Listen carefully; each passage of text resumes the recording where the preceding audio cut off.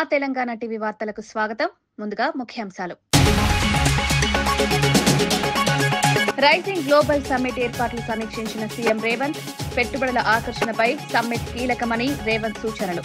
Global కంపెనీల రాకకు అవసరమైన ఏర్పాట్లు వేగవంతం. కొత్త పరిశ్రమల స్థాపన లక్ష్యంగా సమ్మిట్ సిద్ధాంతాలు కొనసాగుతున్నాయి.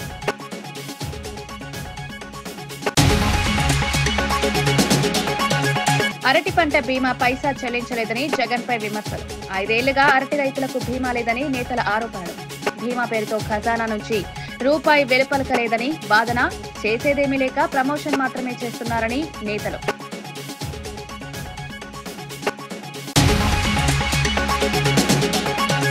బీసీ రిజర్వేషన్ల అన్యాయం సరిచేయకపోతే ఎన్నికలు వాయిదా. కులగణనలో బీసీల జనాభా కృత్రిమంగా తగ్గించారని కవిత. ప్రతి పంచాయతీలో జనాభా వివరాలు వెంటనే విడుదల చేయాలి. బీసీలకు 48% రిజర్వేషన్ల వరకు పోరాటం కొనసాగుతోంది.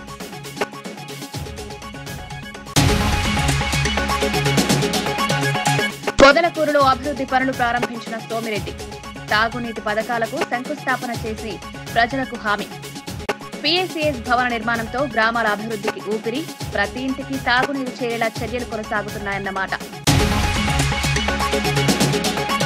తెలంగాణ రైజింగ్ గ్లోబల్ సమ్మిట్ 2025 ఏర్పాట్లపై ముఖ్యమంత్రి రేవంత్ రెడ్డి ఉన్నత స్థాయి సమీక్ష నిర్వహించారు. రాష్ట్ర అభివృద్ధి, పెట్టుబడుల ఆకర్షణ, కొత్త పరిశ్రమల స్థాపన వంటి అంశాల్లో సమ్మిట్ కీలక పాత్ర పోషించబోతోందని ఈ సమావేశంలో స్పష్టం చేశారు. అంతర్జాతీయ వ్యాపార ప్రతినిధులు, గ్లోబల్ కంపెనీలను హైదరాబాద్కు తీసుకురావడానికి అవసరమైన ఏర్పాట్లు సమయానికి పూర్తి చేయాలని సంబంధిత శాఖలకు సూచించారు.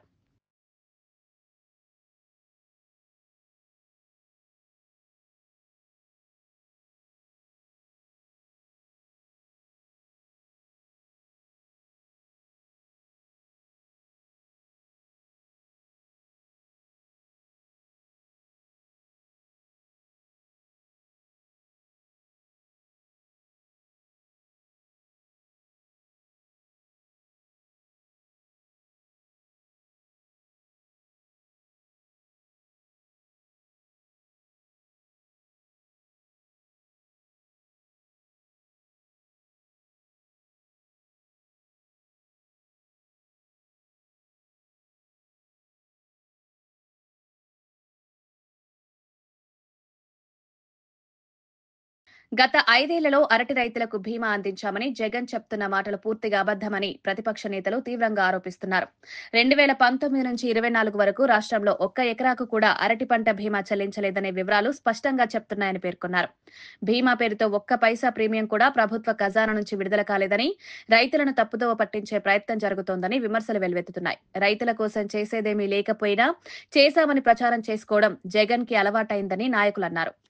రైతుల సమస్యలు, ధరల స్థిరీకరణ నిధి అని నానా పెద్ద పెద్ద మాటలు మాట్లాడడం జరుగుతోంది. జగన్మోహన్ రెడ్డి గారు ఈ రోజు అరటి రైతులు ఇబ్బందులు పడుతున్నారు, అరటికి ధర లేక రైతులు అధోగతి పాలవుతున్నారని చెప్పి ఈ రోజు పులివెందుల నియోజకవర్గంలో ఆయన పర్యటించడం జరిగింది. ఈ సందర్భంగా జగన్మోహన్ రెడ్డి గారికి నేను సూటిగా ప్రశ్నిస్తా ఉన్నా, అరటి మొక్క నాటితే అరటి చెట్టు అవుతుందా, లేకపోతే విత్తనముతో అరటి చెట్టు మొలుస్తుందనే పరిజ్ఞానం కూడా లేని జగన్మోహన్ రెడ్డి ఈ రోజు అరటి రైతుల గురించి, అరటి రైతుల వ్యతల గురించి మాట్లాడుతున్నా అంటే రైతాంగమే సిగ్గుతో తలదించుకుంటా ఉంది. అంతేకాకుండా తను ముఖ్యమంత్రిగా ఉన్న కాలంలో రైతాంగానికి స్వర్ణయుగం అని చెప్పి మాట్లాడడం జరిగింది. ఈ సందర్భంగా సవాల్ చేస్తాను మరోసారి, నీవు 2019-24 మధ్య కాలంలో అరటి పంటకు బీమా కట్టినట్లు గాని, అరటి పంట నష్టపోయిన రైతాంగానికి పంటల బీమా చెల్లించినట్లు గాని నువ్వు చూపించగలిగితే నేను నా శాసనమండలి సభ్యత్వాన్ని కూడా రాజీనామా చేస్తా అని చెప్పి జగన్మోహన్ రెడ్డి గారిని సవాల్ చేస్తానా. ఈ సవాలుకు నీవు సిద్ధమా? 2019-24 మధ్య కాలంలో నువ్వు అరటి పంటకు పంటల బీమా చెల్లించినట్టు,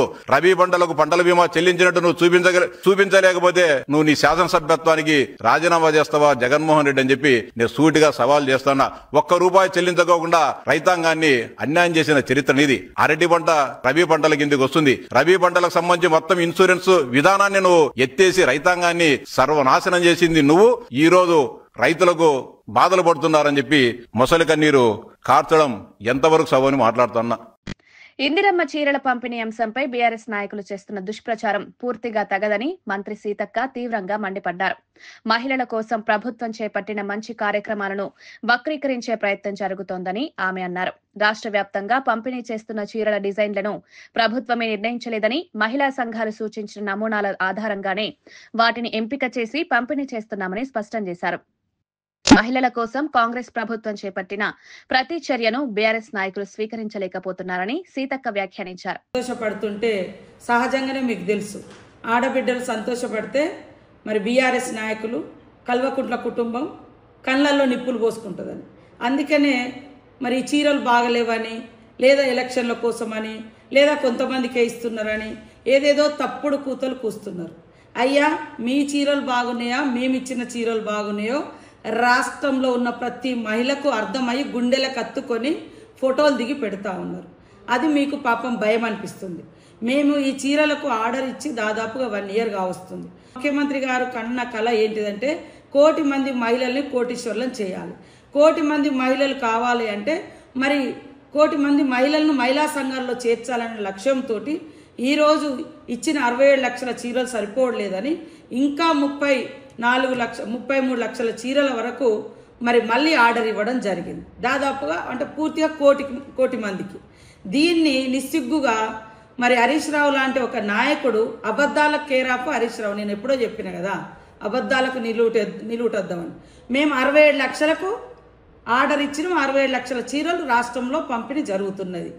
అది గ్రామీణ ప్రాంతంలో ఒకసారి, మరి పట్టణ ప్రాంతంలో మరొకసారి. ఎందుకంటే చేనేత కార్మికులు ఏదో మేము దుబాయ్ నుంచి లేదా సూరత్ నుంచి కిలోల కొద్ది తీసుకొచ్చిన చీరలు కాదు. చేనేత కార్మికులు వాళ్ళు స్వయంగా నేర్చిన చీరలు మేము అక్కడే ఆర్డర్ ఇచ్చినాం కదా. మీకు చిత్తశుద్ధి ఉంటే కేటీఆర్, హరీష్ రావు, కవితమ్మ ముగ్గురు పోయి సిరిసిల్ల కార్మికులతో మాట్లాడి ఇక్కడ రాష్ట్ర ప్రభుత్వం నుంచి ఎన్ని చీరలకు ఆర్డర్ ఇచ్చిండ్రు, ఎప్పుడు అయింది అని ఒక్కసారి తెలుసుకోండి. తర్వాత గతంలో 60 ఏళ్ళు దాటితే మహిళా సంఘాలలో ఉండకూడదనే నిబంధన ఉండే. ఇప్పుడు దాన్ని కూడా తీసేసి దాటిన వాళ్ళని కూడా సంఘంలోకి తీసుకుంటున్నాం. కాబట్టి మహిళా సంఘంలో ఉన్న సభ్యులకు ఇచ్చుకుంటూ మహిళా సంఘంలో 1 కోటి మందిని చేర్చాలి. కాబట్టి ప్రతి మహిళకి ఇచ్చి సంఘంలో చేరండి అని చీర పెట్టి మేము సంఘంలోకి ఆహ్వానిస్తున్నాం. ఇక్కడ ఏం తప్పు కనపడ్డది? నీ తప్పు నేను చెప్తా. మా గవర్నమెంట్ వచ్చే వరకు మీరేమన్నారు, రేషన్ కార్డు ఉన్న వాళ్ళందరికీ, రేషన్ కార్డులు ఉన్న వాళ్ళందరికీ మేము ఇచ్చినాం అన్నారు.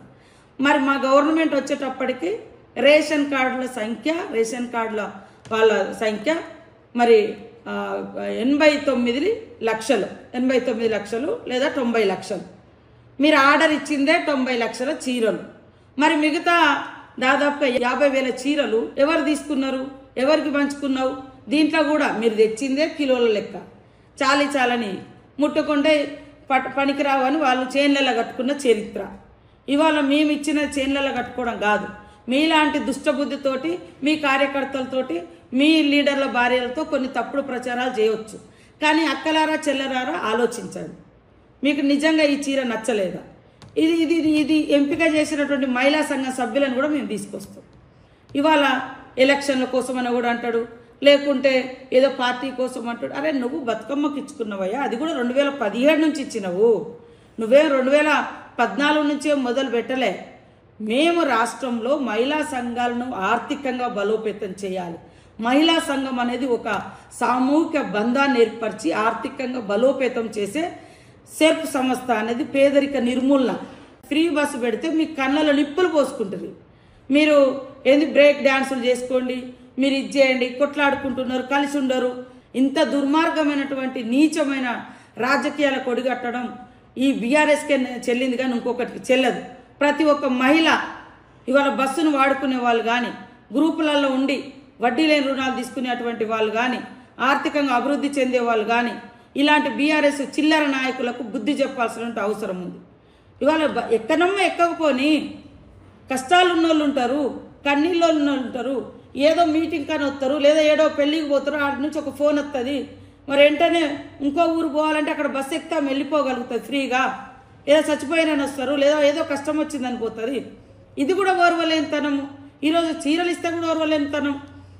హరీష్ రావు, కేటీఆర్, కవిత. ఇవాళ కవిత అంటే 150 రూపాయల చీర, రేషన్ కార్డు మీద ఇస్తే ఎస్ మా మహిళలకు అందరికీ మేము ఒక యాప్ క్రియేట్ చేస్తున్నాం. వాళ్ళు ఎవరు ఎక్కడ, వాళ్ళకి ఏం పేదరికమైంది, వాళ్ళు ఏం లోన్ తీసుకున్నారు, వాళ్ళకి చీర వచ్చిందా లేదా, వాళ్ళకి ఎన్ని లక్షల లోన్ వచ్చింది, ఎంత రుణం బీమా మాఫీ అయింది, ఎవరైనా చనిపోయిన వాళ్ళకు మేము 10 లక్షల ఇన్సూరెన్స్ కూడా ఇస్తున్నాం యాక్సిడెంటల్గా. మీ ముఖాలకు ఎప్పుడైనా ఆలోచించిరా? వాళ్ళు కష్టపడి సంపాదించినటువంటి 500 కూడబెట్టుకున్న అభయహస్తాన్ని కూడా దాదాపు 1800 కోట్లు దోసుకున్నారు మీరు. పావుల వడ్డీ అని చెప్పి మోసం చేసి 3500 కోట్లు ఎగ్గొట్టిపోయింది మీరు. ఇవాళ మేము వచ్చిన కాంచి 27,000 కోట్లు మహిళలకు బ్యాంకు లింకేజ్లతో పాటు ఇప్పటి వరకు దాదాపు 1300 కోట్లకు పైగా వడ్డీ లేని రుణాలు మేము అందజేస్తూ ఉన్నాం, ఇంకా ఇస్తున్నాం. మీరు ఎగ్గొట్టిపోయారు. మహిళలు సంతోషపడుతున్నారు, సంబరపడుతున్నారు, మీటింగులలో కలుసుకుంటున్నారు. ఒక ఒంటరి మహిళ కాదు, నాకు ఇంత లక్షల మంది మహిళలు తోడున్నారు అని గుర్తు చేసుకుంటున్నారు. మహిళల కోసం ఇక్కడ శిల్పారామాన్ని మహిళా శక్తి బజార్లకు ఇచ్చినాం, ఇందిరా మహిళా శక్తి బజార్లకు. ఇవాళ మారుమూల ప్రాంతాలలో, ఇవాళ ఆదిలాబాద్లో ఆదివాసి గోండు బిడ్డ జంగుబాయ్ అక్కడ ఇప్పపు లడ్డు షాప్ పెట్టుకున్నది. ఇవాళ ఎక్కడి నుంచో మరి మంచిర్యాల నుంచి మన షాపులు పెట్టుకున్నారు, చెర్యాల బొమ్మలు పెట్టుకున్నారు. ఇవన్నీ మీకు కనబడట్లేదు, మీకు కనబడదు. ఎందుకంటే ఆడవాళ్ళు సంతోషంగా ఉండొద్దు. మీది ఫ్యూడల్ మెంటాలిటీ. ఆడవాళ్ళను బయటికి రానియొద్దు, ఆడవాళ్ళను బానిసలుగా చేయాలి. ఆడవాళ్లతో వెట్టి చాకిరి చేయించుకున్నటువంటి చరిత్ర కలిగినటువంటి కుటుంబాల నుంచి వచ్చినటువంటి నాయకత్వం బీఆర్ఎస్ నాయకత్వం. అందుకని ఆడవాళ్ళు బస్సులలో ఎక్కితే దొంగ వీడియోలు చేసి కొట్లాటలు పెట్టించి కొట్లాడుకున్నట్టుగా వీడియోలు సృష్టించారు. ఇవాళ ఆడవాళ్ళు సంబరాలు పడి వాళ్ళు వీడియోలు చేసి పెట్టుకుంటుంటే వాటి మీద రకరకాల ట్రోల్స్ చేస్తున్నారు. తప్పు. వాస్తవాలు, చీరలలో ఏమైనా లోపాలుంటే బాగా చేయండి అని చెప్పండి. గ్రామ పంచాయతీ ఎన్నికల్లో బీసీలకు తీవ్ర అన్యాయం జరుగుతోందని ఎమ్మెల్సీ కవిత ప్రభుత్వంపై మండిపడ్డారు. కులగణనలో బీసీ జనాభాను కృత్రిమంగా తగ్గించి చూపారని ఆరోపించారు. ఈ విధమైన లోపాలు కొనసాగితే ప్రజలు నమ్మకం కోల్పోతారని పేర్కొంటూ ప్రతి పంచాయతీలో కులాల వారీగా జనాభా వివరాలను వెంటనే ప్రకటించాలని డిమాండ్ చేశారు. బీసీలకు సముచితంగా 42% రిజర్వేషన్లు ఇవ్వడం వరకు తమ పోరాటం ఆగబోదని స్పష్టం చేశారు. అవసరమైతే గ్రామ పంచాయతీ ఎన్నికలను వాయిదా వేసినా వెనకడుగు వేయమని కవిత హెచ్చరించారు. రిజర్వేషన్లు లేని చోట కూడా బీసీ నాయకులు నామినేషన్లు వేసి గెలవాలని పిలుపునిచ్చారు. బెస్ట్ బీసీ విల్ విన్ కదన్న, బీసీ గెలవాలి అంతే. ఇప్పుడు మహిళా రిజర్వేషన్ స్పిరిట్ కూడా అంతే కదా, అన్ని పార్టీలు మహిళలకు ఇవ్వాలి, బెస్ట్ మహిళ గెలుస్తుంది అంతే. బెస్ట్ బీసీ విల్ విన్, దాంట్లో పెద్ద టెన్షన్ ఏం లేదు. కానీ అల్టిమేట్గా బీసీలు గెలవాలి. ఈ బీసీలతో ఆడుకుంటే బీసీలు ఏమన్నారులే అని ఏదైతే కాంగ్రెస్ పార్టీ అనుకుంటుందో కొద్దిగా మనం గట్టిగా బలంగా బుద్ధి చెప్పాల్సినటువంటి అవసరం ఉందని మాత్రం నేను బీసీ బిడ్డలందరూ కూడా పిలిపిస్తా ఉన్నాను. ఈ నెల 29వ తేదీన ఆంధ్రప్రదేశ్ స్కిల్ డెవలప్మెంట్ కార్పొరేషన్ ఆధ్వర్యంలో భారీ స్థాయిలో మెగా జాబ్ మేళా జరగనుందని డిప్యూటీ స్పీకర్ కనుమూరి రఘురామకృష్ణంరాజు తెలిపారు. ఎస్ఆర్కే ఇంజనీరింగ్ కళాశాల ప్రాంగణంలో ఈ జాబ్ మేళా ఏర్పాటు చేస్తున్నట్లు వెల్లడించారు. రాష్ట్ర వ్యాప్తంగా ఉన్న యువతకు ఉపాధి అవకాశాలు కల్పించేందుకు ఈ కార్యక్రమం ఎంతో ఉపయోగపడుతుందన్నారు. ఈ మేళాలో 3,000కు పైగా కంపెనీలు పాల్గొననున్నాయని, వివిధ రంగాల్లో ఉద్యోగ అవకాశాలు అందుబాటులో ఉంటాయని రఘురామరాజు తెలిపారు. ఇంజనీరింగ్ కాలేజీలో ఏపీఎస్ఎస్డిసి వారి ఆధ్వర్యంలో 3,000 ఉద్యోగాల కోసం బ్యాంకింగ్ రంగం, రిటైల్ రంగం, ఫార్మా రంగం, ఇతర రంగాల్లో 18 సంవత్సరాలు దాటి 35 సంవత్సరాల లోపు ఉన్న విద్యార్థులకు, యువతీ యువకులకు అందరికీ చక్కటి అవకాశాలు ఉంటాయి. ఎంతోమంది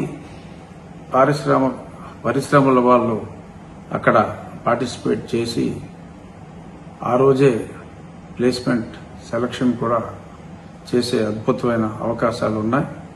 సో ఎస్ఆర్కేఆర్ కాలేజ్ వారి సౌజన్యంతో ఏర్పాటు చేస్తున్న ఈ చక్కటి అవకాశాన్ని అందరూ వినియోగించుకోవాలని చెప్పి కోరుకుంటున్నాను.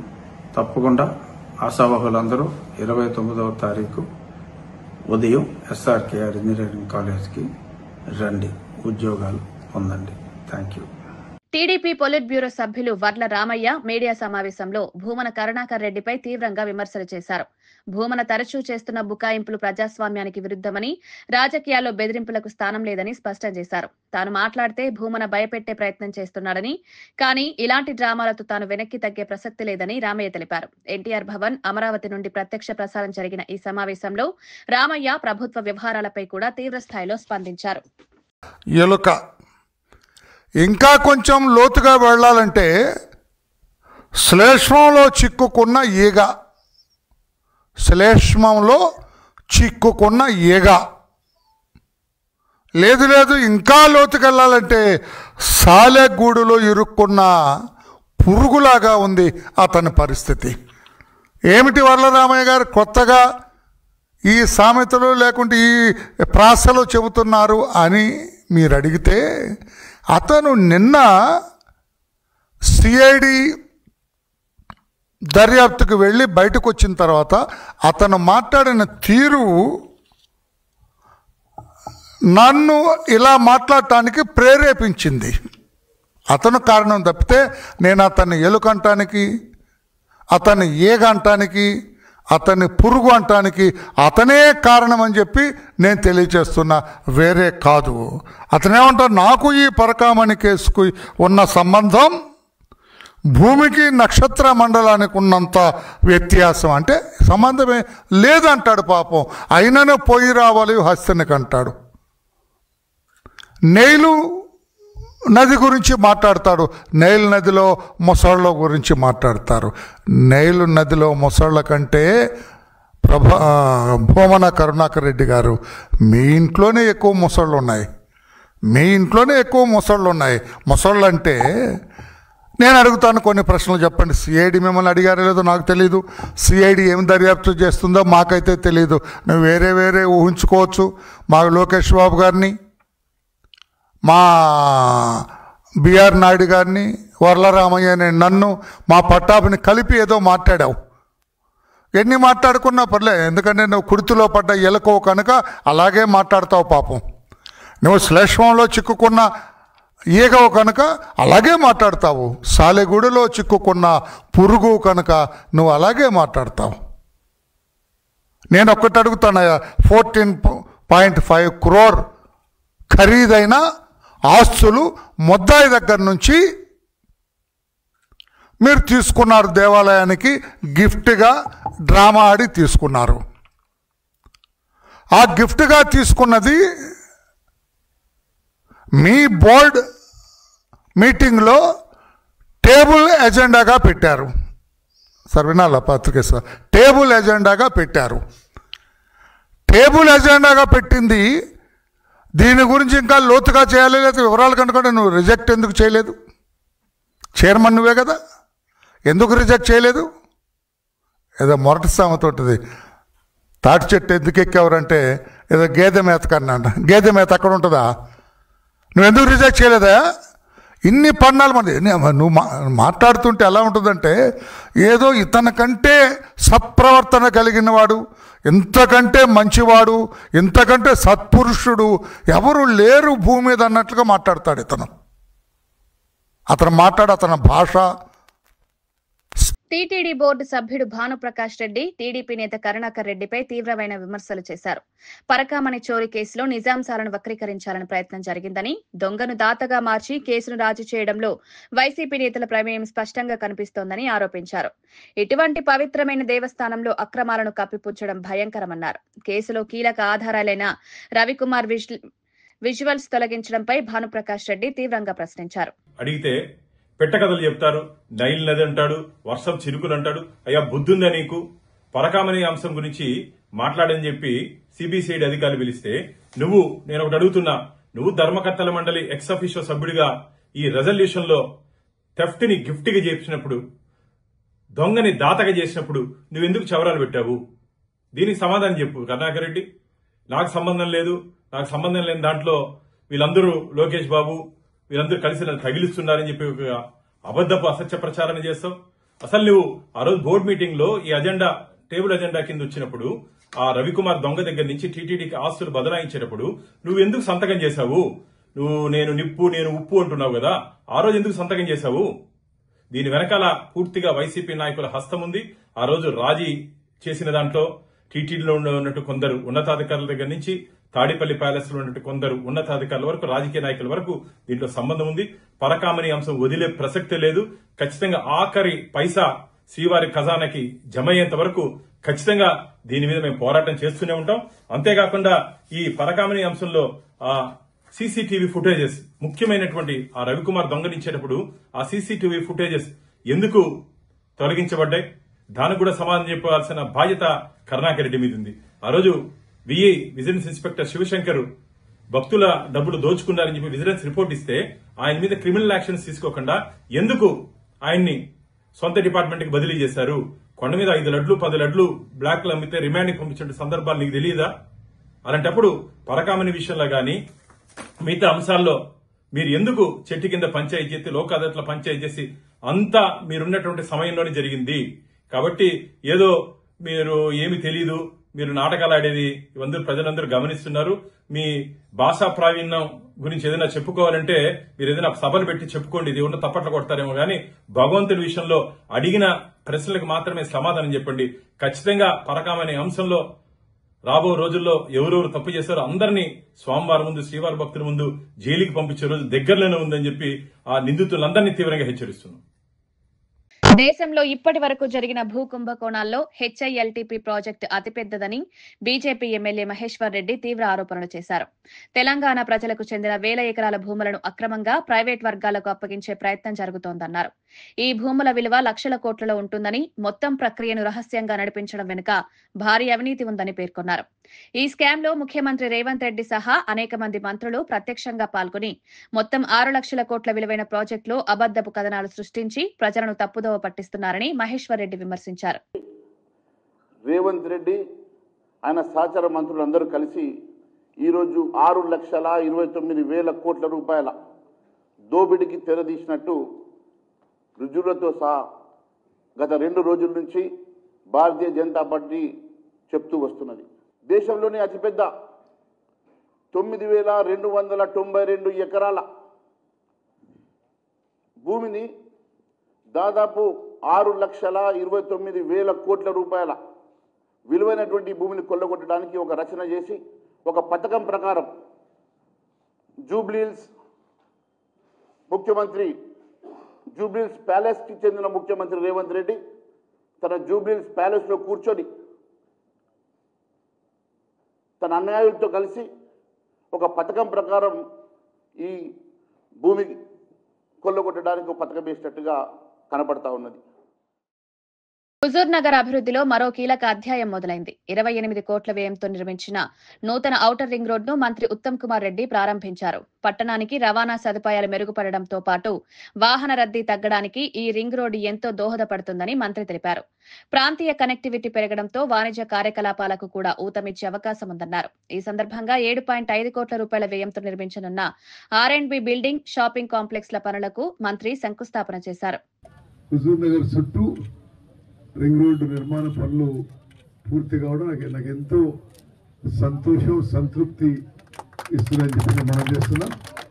ఈరోజు సర్పంచ్ ఎన్నికలు ప్రకటింపజేయగాని మున్సిపాలిటీలో కోడ్ ఉండదు కాబట్టి మున్సిపాలిటీకి పరిధిలో కొన్ని అభివృద్ధి కార్యక్రమాలు సమీక్ష చేయడం కానీ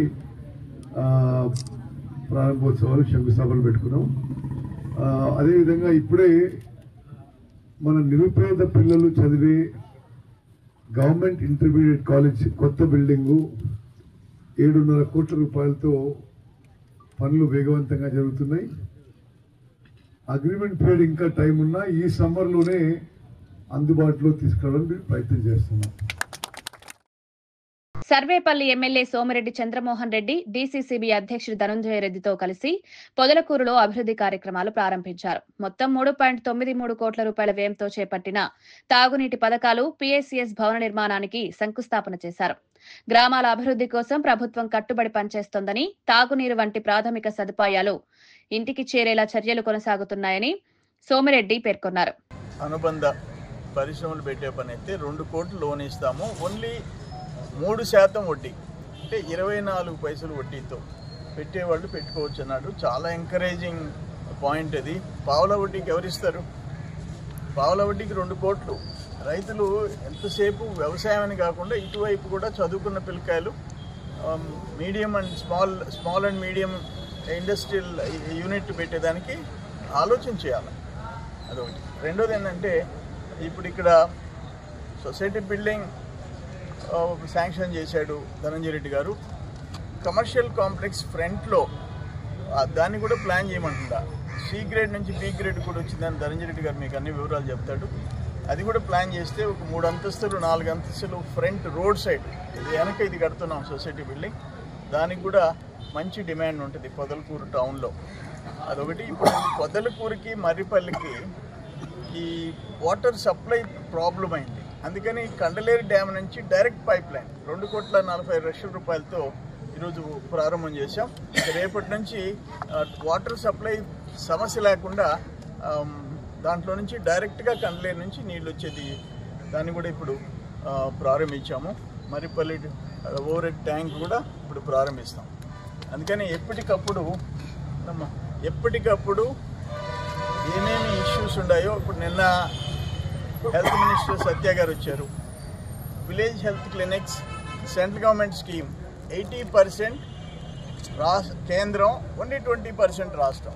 అన్ని గాలికి వదిలేస్తున్నారు. ఇప్పుడు 35 buildings 35 building each 55 lakhs.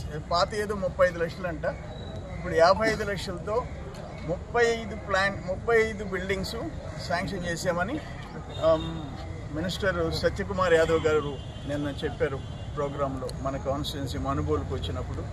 So ఇవన్నీ ఎక్కడికక్కడ మ్యాక్సిమం రాష్ట్ర కేంద్ర ప్రభుత్వాల నిధులు, ఇటువంటి కోఆపరేటివ్ బ్యాంక్ సహకార బ్యాంకుల సపోర్టు, ఫైనల్గా సిఎస్ఆర్ ఫండ్స్, పరిశ్రమల నుంచి సిఎస్ఆర్ ఫండ్స్ ఎంత మ్యాక్సిమం వీలైతే అంత ట్యాప్ చేసి మన నియోజకవర్గం అభివృద్ధి చేసేదానికి ప్రయత్నం చేస్తున్నాం. ఇప్పుడు అక్కడ గిరిజన సమస్యలు చెప్పారు. వెంటనే తహసీల్దార్లకి వాళ్ళకి డైరెక్షన్స్ ఇచ్చాం. 3,000 మందికి ఆధార్ కార్డులు ఇస్తే ఇప్పుడు ఒక మహిళ వచ్చి నాకు ఆధార్ కార్డు లేదయ్యా. అటువంటి సమస్య లేకుండా పూర్తి చేయాల్సిన బాధ్యత అధికారుల మీద ఉంది. ఎందుకంటే సచివాలయంలో 11 మంది సిబ్బంది పెట్టుకొని 5 సంవత్సరాలు అత్యంత నిరుపేదలైన గిరిజనులకి 3,000 మందికి ఆధార్ కార్డు లేకపోతే ఆయన ఏమి ఎలగబెడుతున్నాడు ఆయన. వార్తలు ముగించే ముందు ముఖ్యాంశాలు మరోసారి. రైజింగ్ గ్లోబల్ సమ్మిట్ ఏర్పాట్లు సమీక్షించిన సీఎం రేవంత్. పెట్టుబడుల ఆకర్షణపై సమ్మిట్ కీలకమని రేవంత్ సూచనలు. గ్లోబల్ కంపెనీల రాకకు అవసరమైన ఏర్పాట్లు వేగవంతం. కొత్త పరిశ్రమల స్థాపన లక్ష్యంగా సమ్మిట్ సిద్ధాంతాలు కొనసాగుతున్నాయి.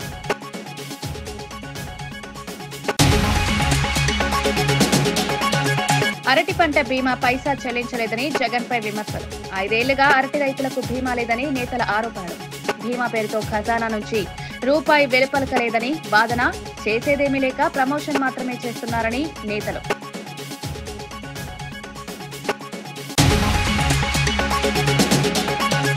బీసీ రిజర్వేషన్ల అన్యాయం సరిచేయకపోతే ఎన్నికలు వాయిదా.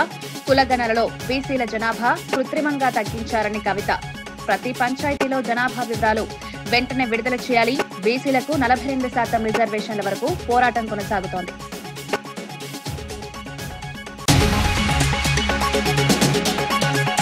పొదలకూరులో అభివృద్ధి పనులు ప్రారంభించిన సోమిరెడ్డి. తాగునీటి పథకాలకు శంకుస్థాపన చేసి ప్రజలకు హామీ. పీఎస్సీఎస్ భవన నిర్మాణంతో గ్రామాల అభివృద్ధికి ఊపిరి.